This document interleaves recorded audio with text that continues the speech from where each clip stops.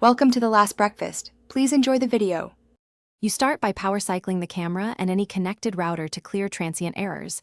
This often resolves streaming interruptions immediately. Once done, make sure the camera battery is 50% or higher or connect mains power so charging quirks don't stop recording.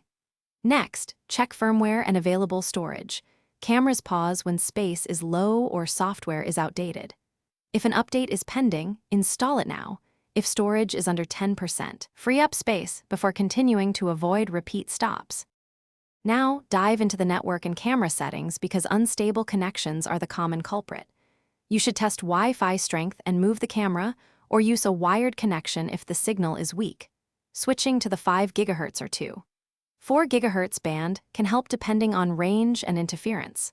Once connected, assign a fixed IP or DHCP reservation and reserve required ports to prevent network address conflicts. Then lower bitrate or resolution to reduce dropped packets.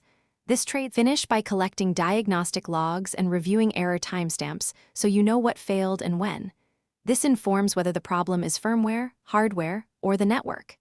If logs point to corruption or repeated software faults, export configs, then perform a factory reset and reapply settings.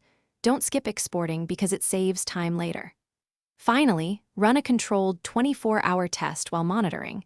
If the camera stops again, use the log data for targeted troubleshooting or contact support with exact error codes. Thanks for watching. If this was helpful, leave a like and consider subscribing. See you next time.